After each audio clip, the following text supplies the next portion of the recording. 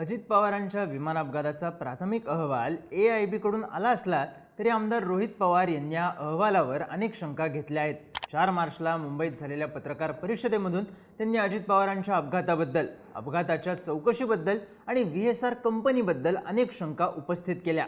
त्यात मुख्यमंत्री असताना एकनाथ शिंदे VSRच्या विमानाने दावोसला जात होते तेव्हा इराण आणि इराकमध्ये त्यांचं विमान पाडण्याची धमकी दिली गेली होती, असा गंभीर आरोप रोहित पवारांनी केला. पण रोहित पवार या पत्रकार परिषदेत नेमकं काय म्हणाले, त्यांनी कोणते नवे आरोप केले, पाहूयात या व्हिडिओमधून. नमस्कार, मी चिन्मय आणि तुम्ही पाहताय बोलबिडू. रोहित पवार पत्रकार परिषदेत सुरुवातीला म्हणाले, मी VSR DGCAच्या विरोधात नाही, पण खोलात गेल्याशिवाय सत्य कळणार नाही. एरो हँडलर कंपनी आणि VSRला आम्ही मुद्दामून टार्गेट करत नाही, पण या कंपन्यांना वाचवण्याचा प्रयत्न कुणीतरी करत आहे. कोणा मोठ्या व्यक्तीचा यामागे हात आहे.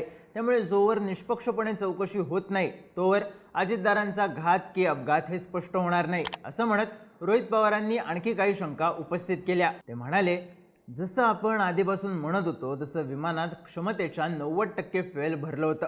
ऑफिशियल लाईफपेक्षा हे इंजिन 3000 तास जास्त उडालं होतं. विजिबिलिटी कमी होती तरी लँडिंगचा प्रयत्न झाला. रनवे 29 जो सेफ होता तिथे दोनदा मागून सुद्धा पायलटच्या माध्यमातून विमान रनवे 11 वर मुद्दामून लँड करण्याचा प्रयत्न केला गेला. ट्रान्स्क्रिप्टमध्ये पण दिसतंय की मुख्य पायलट काहीच बोलत नव्हता. तपास अहवालात जिल्ह्याचं नाव बारामती लिहिलंय. यातून AIB किती सिरियस आहे हे आपल्याला दिसतं. यानंतर रोहित पवारांनी अजित पवारांच्या अपघाताबद्दलच्या चौकशी अहवालातल्या काही गोष्टींवर आक्षेप घेतला. या रिपोर्टमध्ये लिहिलंय की हे विमान उजव्या बाजूला कललं, पण अपघाताच्या आधीच्या CCTV फुटेजमध्ये दिसतंय की विमान लेफ्ट बँक झालं होतं, राईट बँक झालं नव्हतं. विमान अपघातस्थळी डाव्या बाजूला पडलं होतं हे आपण सगळ्यांनी पाहिलं होतं. रिपोर्ट तयार करणाऱ्या अधिकाऱ्यांच्या बेसिक ऑब्झर्वेशनमधली ही चूक आहे. रिपोर्टमध्ये दिलं आहे की विमान आधी काही झाडांना धडकलं आणि मग खाली कोसळलं, पण आम्ही बघितलं की तिथं कुठलं झाड नव्हतं तर एक झुडूप होतं ज्याला विमानाचा स्पर्श सुद्धा झाला नव्हता. रिपोर्ट द्यायचा म्हणून दिला का? झाडांवर जबाबदारी ढकलून देण्याचा केविलवाणा प्रयत्न AIBने केला असं आपल्याला म्हणावं लागेल, असंही रोहित पवार म्हणाले. काही लोकांचं म्हणणं आहे की अपघाताच्या आधी विमानतळाची रेकी करण्यासाठी काही लोक तिथे आले होते. याचं क्रिमिनल इन्व्हेस्टिगेशन करावं असं आमचं म्हणणं आहे. जो अहवाल दिला आहे त्यात इन्व्हेस्टिगेशन ऑफिसर्सचं नावच नाहीये. म्हणजे मॅनिप्युलेशनची भीती आहे का? कागदपत्रांची फेरफार केली जात आहे का? उद्या जाऊन कोणी आक्षेप घेऊ नये म्हणून इन्व्हेस्टिगेशन ऑफिसर्सचं नाव दिलं जात नाहीये. 2023ला VSRच्या लिअरजेटचा अपघात झाला होता तेव्हा या VK सिंगने स्वतःच्या प्रायव्हेट ट्रकमधून ब्लॅक बॉक्सपासून सगळे अवशेष मुंबईतून दिल्लीला नेले होते.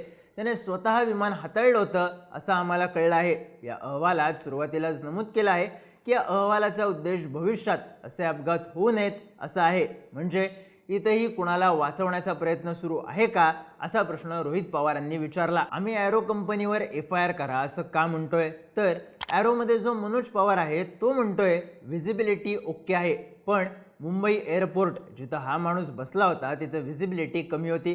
जिथं विजिबिलिटी कमी असते अशा विमानतळावर आपल्याला लँड करता येत नाही आणि जर ते आपलं डेस्टिनेशन असेल तर आपल्याला टेक ऑफ सुद्धा करता येत नाही. हा DGCAचा नियम आहे, असं म्हणाल्यानंतर रोहित पवारांनी एक ऑडिओ क्लिप ऐकवली. विमान अपघातात फ्लाईट अटेंडंट पिंकी माळी यांचा मृत्यू झाला होता. त्यांच्या कुटुंबियांना VSR कंपनीच्या वकिलांनी फोन केला होता. त्यातलाच हा भाग असल्याचा दावा रोहित पवारांनी केला. कप्तान साहब ने गलती कर दी, ठोक दिया उन्होंने, क्या करोगे आप? विजिबिलिटी खराब थी, रनवे जिधर था उसके लेफ्ट में जाके ठोक दिया उन्होंने, क्या करोगे? असा संवाद त्या ऑडिओ क्लिपमध्ये सुरू होता. म्हणजे वकील इतक्या कॅज्युअली सांगतो की ठोक दिया, हे सगळेजण कॅज्युअली घेतात या अपघाताला. जर विजिबिलिटी कमी होती तर पुणे ATCने बारामतीला जायची परवानगी कशी दिली, मुंबईने टेक ऑफची परवानगी कशी दिली, असे प्रश्न रोहित पवारांनी उपस्थित केले. या दोन्ही पायलट्सला बारामती विमानतळाची सगळी माहिती होती. या दोघांनी अनेक वेळा तिथं लँड केलं आहे असं रिपोर्टमध्ये लिहिलं आहे. VIP ट्रॅव्हल करत असेल तर विजिबिलिटी कमी असताना विमान लँड करू नये हा रूल आहे. मग तरी लँडिंग का केलं? या रूलनुसार जे अधिकारी एरोच्या ग्रुपमध्ये होते त्यांच्यावरही कारवाई झाली पाहिजे. 2025मध्ये हे विमान फक्त 250 तास कसं उडालं? मोठ्या प्रमाणात अंडर लॉगिंग होत होतं. बारामती ATSला जो मेल केला त्यात कुठंच असं सांगितलं नव्हतं की हे विमान शमशाबादला जाणार आहे. व्हॉट्सॲप ग्रुपमध्ये दिलेला टाईम आणि रिपोर्टमध्ये असलेला टाईम यात मोठी तफावत आहे. ब्रेथ अनालायझर टेस्ट एका विशिष्ट जागी करणं गरजेचं असताना यांनी विमानामध्ये टेस्ट केली. ही टेस्ट योग्य पद्धतीने झाली होती की नाही यावरच आम्हाला शंका आहे. या विमानात एक्स्ट्रा फ्युएल भरण्यात आलं. जर मुंबई बारामती मुंबई असा प्रवास असेल तर जास्तीचं इंधन का भरण्यात आलं? जवळपास 90 ते 95% इंधन विमानाच्या पंखांमध्ये होतं. ते मुद्दामून भरलं का असा आमचा प्रश्न आहे, असे आरोप सुद्धा रोहित पवारांनी केले. त्यानंतर त्यांनी रिपोर्टमध्ये देण्यात आलेलं टायमिंग आणि व्हॉट्सॲप ग्रुपवर झालेल्या मेसेजचं टायमिंग यांच्यात फरक कसा काय असाही प्रश्न केला. रिपोर्टमध्ये दिलंय विदीप जाधव 7:38 पोचले, तर मनोज पवारचा मेसेज आहे ते 7:17 पोचले. 21 मिनिटांचा गॅप का? रिपोर्टनुसार दादा 7:59 विमानात बसले, तर मेसेज आहे दादा 7:54 विमानात बसले. रिपोर्टनुसार 7:21 पायलटने वॉक अराउंड इन्स्पेक्शन केलं, तर मनोज पवारने 7:10 ऑल ओके सर असा मेसेज का केला? ज्या हँडलरवर अजितदारांचे पीए अवलंबून होते तो चुकीची माहिती का देतोय? मुद्दामून देतोय का? याची चौकशी करणं आवश्यक आहे. अहमदाबादला एवढा भीषण विमान अपघात झाला, पण या विमानाच्या ब्लॅक बॉक्समधून डेटा निघाला होता. दादांच्या अपघातानंतर ब्लॅक बॉक्स सुरक्षित असल्याची नोंद पोलीस स्टेशनला करण्यात आली होती. त्यावर सही करणारे अधिकारी 2023च्या विमान अपघाताच्या तपासात सुद्धा होते, पण तो तपास सुद्धा पुढे गेलेला नाही. पण त्या अधिकाऱ्यांचं प्रमोशन मात्र झालं आहे असा आक्षेप रोहित पवारांनी घेतला. त्यानंतर त्यांनी अजित पवारांच्या अपघातग्रस्त विमानाच्या ब्लॅक बॉक्सचे फोटो दाखवले. त्यावर फक्त राख बसली आहे म्हणून ते डॅमेज झाले असं म्हणणं असेल तर ते हास्यास्पद आहे.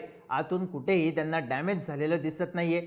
CVR जर नवीन टेक्नॉलॉजीचा होता तर तो जळू कशा शकतो? आम्ही प्रेझेंटेशन घेतल्यानंतर VSRने त्यांच्या फ्लाईट्सबद्दलची माहिती वाईप ऑफ करून टाकली. माहिती दाबण्याचा प्रयत्न का केला जातोय? मूळ पायलट का बदलले गेले? याचं उत्तर अहवालात नाही. कॉकपिटमध्ये बसून रोहित सिंग झोपा काढू शकतो. VSR आणि DGCA ही मिलीभगत असल्यामुळे हे कागदपत्र मॅनिप्युलेट करू शकतील असं आमचं मत आहे, असंही रोहित पवार म्हणाले. या पत्रकार परिषदेत रोहित पवारांनी सगळ्यात धक्कादायक दावा केला तो 2023 मधल्या तत्कालीन मुख्यमंत्री एकनाथ शिंदे यांच्या प्रवासाबद्दलचा. मुख्यमंत्री असताना एकनाथ शिंदे VSRच्या विमानाने दावोसला गेले होते. दुसऱ्या देशांच्या हवाई हद्दीतून प्रवास करताना त्या देशाची परवानगी लागते. त्यावेळी एकनाथ शिंदेंचं विमान हे इराणच्या हवाई हद्दीत गेलं. त्यावेळी तिथे काही फायटर जेट्स आले आणि त्यांनी सांगितलं होतं तुम्ही आत्ताच्या आत्ता नाही वळालात तर तुमचं विमान आम्ही पाडू. इराणमधून हे विमान इराकमध्ये गेलं आणि तिथंही हेच घडलं. दादांच्या बाबतीत जे घडलं ते बारामतीत घडलं. पण या बाबतीत इंटरनॅशनल ग्राउंड्सवर VSRला हाताशी धरून नाहीतर VSR स्वतः मुद्दामून किंवा दुर्लक्ष केल्यामुळे एकनाथ शिंदे साहेबांच्या बाबतीत सुद्धा तोच प्रकार होणार होता का? याबद्दलची जास्त माहिती स्वतः एकनाथ शिंदे किंवा इतर अधिकारी यांनी द्यावी असंही रोहित पवार म्हणाले. यावेळी त्यांनी दाखवलेल्या स्लाईडमध्ये इराण आणि इराकने ओव्हरफ्लाईट परवानगी नसल्याने विमान मागे फिरवा नाहीतर आमच्या फायटर प्लेन्सकडून ते पाडलं जाईल असा इशारा दिला होता असा आरोप करण्यात आलाय. त्यानंतर विमान पुन्हा बहारीनला आलं.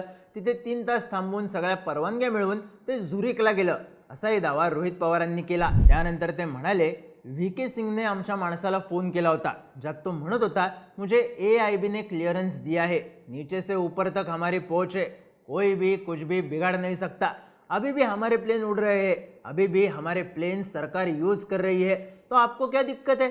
अशा आविर्भावात VK सिंग बोलत होता.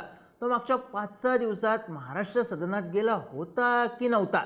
गेला असेल तर कुणाला भेटायला गेला याचाही शोध घ्या अशी मागणी रोहित पवारांनी केली. यानंतर रोहित पवारांनी VSR कंपनीचे व्यावसायिक संबंध अनेक नेत्यांशी काही राज्यातले आमदार मंत्री यांच्याशी असल्याचे आरोप केले.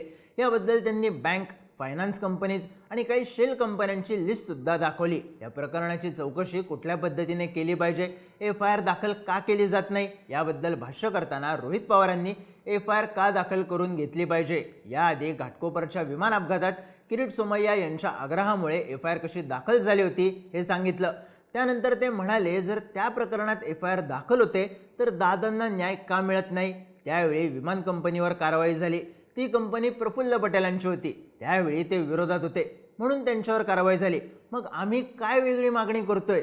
विमान कंपनीवर साधी FIR का करू दिली जात नाही असे प्रश्न रोहित पवारांनी उपस्थित केले. थोडक्यात या पत्रकार परिषदेमधून रोहित पवारांनी AIBच्या रिपोर्टवर शंका घेतली. झाडच नव्हतं तर झाडांना धडकून विमान कसं काय पडलं?